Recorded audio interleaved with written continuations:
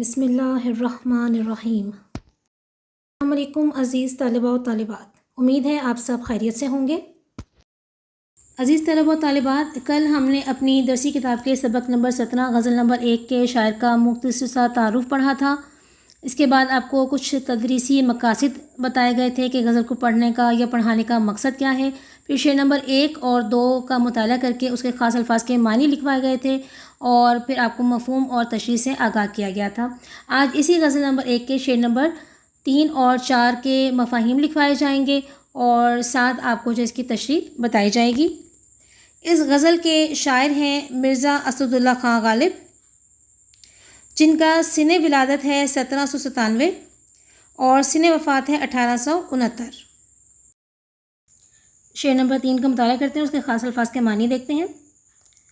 جز نام نہیں صورت عالم مجھے منظور، جز کا مطلب ہے علاوہ صرف، صورت شکل، عالم دنیا، صورت عالم یعنی دنیا کی شکل، دنیا کی صورت، منظور قبول۔ جز وہم نہیں ہستی اشیاء میرے آگے، جس کا مطلب وہی ہے علاوہ صرف، وہم گمان، ہستی اشیاء ہستی وجود، اشیاء چیزیں، ہستی اشیاء چیزوں کا وجود، آگے سامنے۔ شعر نمبر 3 کا مطالعہ کر لیا ہم نے اور اس کے خاص الفاظ کے معنی بھی ہم نے لکھ لیے۔ اب ہم اس کے جو ہیں حوالہ شعر کی طرف آتے ہیں۔ حوالہ شعر میں پہلے ہم شاعر کا نام لکھیں گے، پھر صنف سخن، ماخذ، مفہوم اور اس کے بعد تشریح، اور تشریح میں متعلقہ اشعار، آیات یا حدیث کے تراجم جو ہیں وہ بھی شامل کر سکتے ہیں جو کہ ہماری تشریح سے مناسبت رکھتے ہوں۔ آئیے اب مفہوم کا مطالعہ کرتے ہیں۔ میں صورت عالم کو محض ایک نام ہی خیال کرتا ہوں، اس سے زیادہ کچھ نہیں سمجھتا۔ میرے نزدیک دنیا میں موجود چیزوں کا وجود محض ایک وہم ہے۔ تشریح میں ہم پہلے تعارف لکھیں گے۔ مرزا غالب کی شاعری جذبات و احساسات کی لطافت سے معمور ہے، زبان کی چاشنی اور بیان کی دل آویزی ان کے کلام کو ایک وقار عطا کرتی ہے اور انہیں اردو ادب میں منفرد مقام سے نوازتی ہے۔ تشریح طلب شعر میں شاعر فلسفیانہ انداز میں دنیا کی حقیقت بیان کرتا ہے۔ پہلے مصرعے میں شاعر کہتا ہے کہ اس کائنات کی شکل و صورت محض ایک نام کے سوا کچھ نہیں، یعنی دنیا کی ظاہری شکلیں اور صورتیں محض نام، صرف نام اور لفظی تصورات ہیں۔ یہ کائنات کی یہ چیزیں جو ہیں ان کی اصل حقیقت کچھ نہیں ہے۔ دنیا کی ظاہری شکلیں مجھے صرف نام کی حد تک ہی قبول ہیں، کیونکہ میرے نزدیک ان کا حقیقی وجود مشکوک ہے۔ یعنی کہ اس شعر میں شاعر کہہ رہے ہیں کہ جو سب چیزیں ہمیں سامنے نظر آ رہی ہیں، یہ دنیا جس کا وجود ہے، اس میں جو چیزیں موجود ہیں، میرے سامنے یہ صرف ایک نام ہے، ایک حیثیت ہے، ان کا مزید میری زندگی میں کوئی تعلق نہیں ہے، کوئی اہمیت، کوئی وقت نہیں رکھتی یہ چیزیں۔ یہ ایک صوفیانہ نظریہ ہے جسے وحدت الوجود بھی کہا جاتا ہے۔ اس کے مطابق کائنات میں صرف خدا حقیقی وجود ہے، خدا کے سوا کائنات کی ہر شے محض صرف ایک ظل ہے، ایک سایہ ہے، اس کی اپنی کوئی حقیقت نہیں ہے۔ یعنی یہاں پر شاعر جو کہتے ہیں کہ دنیا میں جتنی بھی چیزیں ہیں ان کا کوئی حقیقی وجود نہیں ہے، اگر حقیقی وجود کوئی ہے تو صرف وہ اللہ تعالیٰ ہے۔ اور ابھی تشریح کرتے ہوئے یہاں پر ہم نے خدا کا لفظ پڑھا ہے۔ ہماری کوشش یہ ہوتی ہے کہ ہم خدا کا لفظ زیادہ استعمال نہ کریں، زیادہ ہے کہ اللہ کو اس کے ذاتی نام سے پکارا جائے، ذاتی نام ہی استعمال کیا جائے۔ تو کوشش کیجیے گا کہ اگر آپ کو تشریح کرتے ہیں تو آپ اللہ کا لفظ بھی اس میں لکھ سکتے ہیں خدا کی جگہ۔ دوسرے مصرعے میں شاعر کہتا ہے میرے نزدیک چیزوں کا وجود محض ایک وہم ہے، ایک خیال ہے، ایک گمان ہے۔ کائنات کی کوئی بھی چیز اپنا حقیقی یعنی اصلی وجود نہیں رکھتی۔ اشیاء عالم کا مادی وجود ایک سراب کے سوا کچھ نہیں، یعنی کہ جو بھی مادی وجود ہمیں نظر آ رہا ہے، جو سامنے نظر آ رہا ہے، ہمیں اس کی حقیقت جو ہے وہ ایک دھوکے کے علاوہ کچھ بھی نہیں ہے۔ جو کچھ ہمیں دکھائی دیتا ہے اور محسوس ہوتا ہے وہ ہمارے حواس کی بدولت دکھائی دیتا ہے اور محسوس ہوتا ہے، یعنی کہ پروردگار نے جو ہمیں حواس خمسہ عطا کر رکھے ہیں، ہمیں ان کی وجہ سے سب کچھ محسوس ہوتا ہے، دکھائی دیتا ہے۔ حواس خمسہ کی وجہ سے ہمیں ان کی بدولت ہی ہمیں مختلف رنگ نظر آتے ہیں، کوئی چیز ٹھوس یا نرم محسوس ہوتی ہے۔ اگر حواس خمسہ ہمیں رنگ نہ دکھائیں تو یہ دنیا بے رنگ ہے، یعنی کہ پروردگار نے ہمیں حواس خمسہ کی صورت میں جو نعمت عطا کی ہے، اگر وہ صحیح طرح سے کام نہ کریں تو ہمارے لیے دنیا بے رنگ ہے، بے معنی ہے۔ اگر چھونے کی حس بیکار ہو جائے تو کوئی بھی چیز نرم، सख्त, गर्म या ठंडी महसूस नहीं होगी। यानी कि अगर हमारी छूने की हिस्स बेकार हो जाएगी, टच करने की सेंस हमारी ख़त्म हो जाएगी, तो हमें पता ही नहीं चलेगा कि कोई चीज़ नरम है, कोई चीज़ सख्त है, कोई चीज़ गर्म है हमारे नुकसानदेह है, कोई चीज़ ठंडी है। किस तरह की उसकी जो है वो कैफियत है वो हमें मालूम नहीं होगी कि खुदा न खास्ता हमारे पास छूने की हिस्स मौजूद ना हो। चुनांचे कायनात में कोई भी चीज़ अपना हकीकी वजूद नहीं रखती, अपना असली वजूद नहीं रखती। सब अशियाए आलम ख़याली हैं, यानी कि सोच पर मबनी है। इनका वजूद नज़र का फ़रेब है, नज़र का धोखा है। ये गुमान के बुत हैं, ये हमारे ख़्याल के बुत हैं, ये हमने खुद से बना लिए हैं, इनका हकीकी कोई वजूद नहीं है। कायनात में कोई भी चीज़ मुस्तकिल वजूद नहीं रखती। हकीकी वजूद और हकीकी हस्ती सिर्फ अल्लाह ताला की ज़ात है। सरवरी ज़ेबा फ़कत उस ज़ात बेहिम्मता को है, हुक्मरां है एक वही बाकी बुताने आज़री। यहाँ पर जो है शायर बार बार वही बात दोहरा रहे हैं कि दुनिया की कोई हकीकत नहीं है। जैसे कि पहले अशार में भी उन्होंने बयान किया था कि दुनिया खेल तमाशे के सिवा कुछ नहीं है, तो उसी बात को वो आगे बयान कर रहे हैं, उसी नज़रिए को लेकर आगे चल रहे हैं कि ये दुनिया की चीज़ें जो हैं ये मेरे नज़दीक कोई वजूद नहीं रखती, कोई हैसियत नहीं रखती। अगर हवा से खमसा परवरदिगार ना अता करता तो इस दुनिया का कोई वजूद हमारे लिए बाकी नहीं था। और इकबाल का जो शेर है इसका मफ़हूम ये है कि जो बादशाही है वो सिर्फ़ और सिर्फ परवरदिगार की ज़ात को ज़ेब देती है, क्योंकि वही एक हुक्मरान है, बाकी जितने भी हैं वो बुतान आज़री हैं। बुतान आज़री जो है वो एक तरह से आप तलमी भी कह सकते हैं कि इस वाक़े की तरफ इशारा है कि हज़रत इब्राहीम अलैहिस्सलाम के जो चचा थे वो बुत बनाया करते थे। वो सारा वाक़या कुरान मजीद में जो आपने पढ़ा है तो ये उसकी तरफ जो है वो निस्बत दी है कि बाकी सब बुत हैं बनाए हुए, वरना परवरदिगार की ज़ात सिर्फ ऐसी है जो सरवरी के काबिल है, जो बादशाहत के और हुकूमत के काबिल है। अगर हम किसी और को सरवरी बादशाही के काबिल समझते हैं तो वो हमारा गलत गुमान है, गलत ख्याल है। शेर नंबर 4 और उसके ख़ास अल्फाज के मानी देख लेते हैं। होता है नेहा गर्द में सहरा मेरे होते। नेहा का मतलब छुपा हुआ, गर्द धूल, सहरा रेगजार रेगिस्तान। घिसता है जब ये खाक पे दरिया मेरे आगे, घिसता है रगड़ता है जब ये माथा पेशानी खाक मिट्टी मेरे सामने मेरे आगे। मफ़हूम देख लेते हैं इसका। मेरी मौजूदगी में सहरा गर्दो गुबार में छुप जाता है और मेरे सामने दरिया ज़मीन पर अपनी पेशानी रगड़ता है, यानी सजदा रेज़ होता है। तशरीह देखते हैं शेर की। पहले शायर का तारुफ। मिर्ज़ा गालिब की शायरी जज्बात और एहसासात की लताफत से मामूर है। ज़ुबान की चाशनी और बयान की दिल आवेज़ी उनके कलाम को एक वक़ार अता करती है और उन्हें उर्दू अदब में मुनफरिद मकाम से नवाजती है। तशरीह तरफ शेर ताल्ली का शेर है।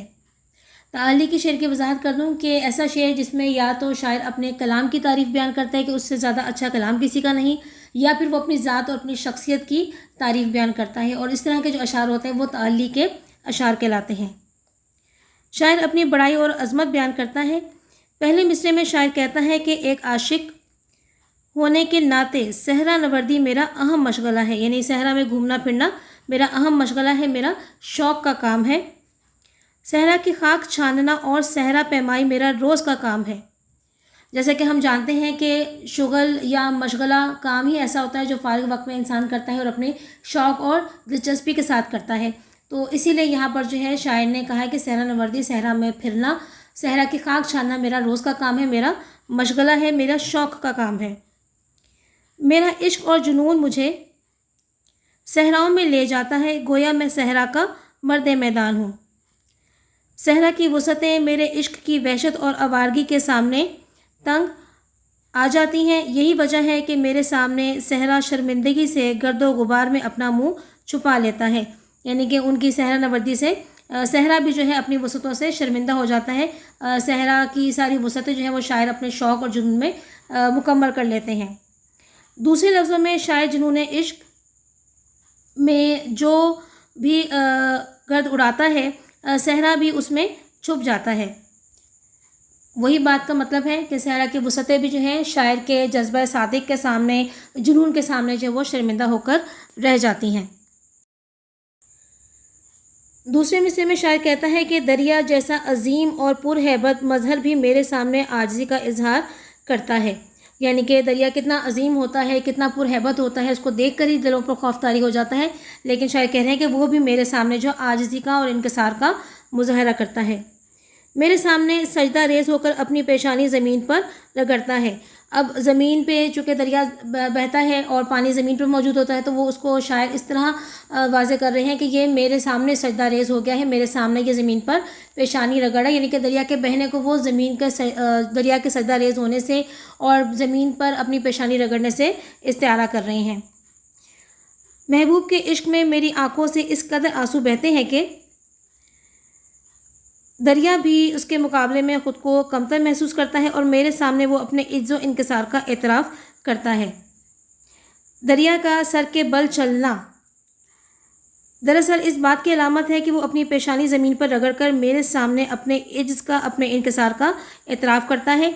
यानी कि ये मान लेता है कि मेरी बड़ाई ज़्यादा है और उसकी कोई हैसियत और वक़्त मेरे सामने नहीं है। शेर देख लें इसका, जो हवाले का मुतल्लिका शेर हम लिख सकते हैं इसमें। मेरी शान से बहरो बर काँपता है, शजर काँपता है, हजर काँपता है। यानी कि मेरी अज़मत और बड़ाई के सामने नहीं, अगर हम ऐसे देखें तो इंसान की अज़मत और बड़ाई और अशरफुल मखलूक़ात होने की हैसियत से वो कह रहे हैं कि जी मेरे सामने समंदर और खुश्की की चीज़ें जो हैं, और खुश्की और समंदर भी मेरे सामने काँप जाता है, मेरे सामने आने की, मेरे मुकाबला करने की हिम्मत नहीं रखता। इसी तरह से शजर काँप जाते हैं, बड़े बड़े बुलंद शजर हैं, बड़े बड़े बुलंद दरख्त हैं जो मेरे सामने काँपते हैं, और पत्थर जो कोई चीज़ महसूस नहीं कर सकते, संग जो हैं वो कोई चीज़ महसूस नहीं कर सकते, वो भी मेरे हैबत से जो वो लरस जाते हैं। यहाँ पर शायर ने एक और बड़ी खूबसूरत सनत का इस्तेमाल किया है, जिसे सनत हुस्न तालील कहते हैं। हुस्न तालील का मतलब ये होता है किसी चीज़ की ऐसी इल्लत या वजह बयान करना जो हकीकत में ना हो। शेर में हुस्न तालील की सनत का नहायत उम्दगी से इस्तेमाल किया गया है। किसी चीज़ की ऐसी इल्लत या वजह बयान करना जो हकीकत में ना हो, महज ख्याली हो लेकिन सुनने में अच्छी लगे, हुस्न तालील कहलाती है। दरिया का पानी कुदरती तौर पर ज़मीन पर बहता है और ऊंचाई से ढलवान की जानिब जाता है, जिसे गालिब ने दरिया का ज़मीन पर अपनी जबीं, अपना माथा घसीटना कहा है।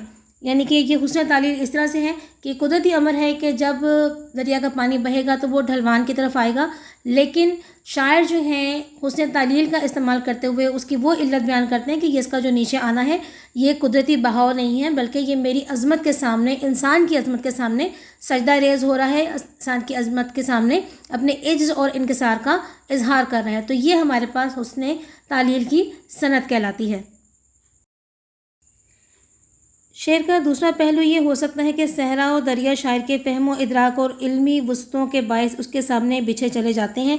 यानी कि सहरा और दरिया जैसी पुरहैबत चीज़ें भी जो हैं वो इंसान की बड़ाई और अज़मत के सामने सजदा रेज़ हैं, इज्ज़ व इनकिसार का इजहार कर रही हैं।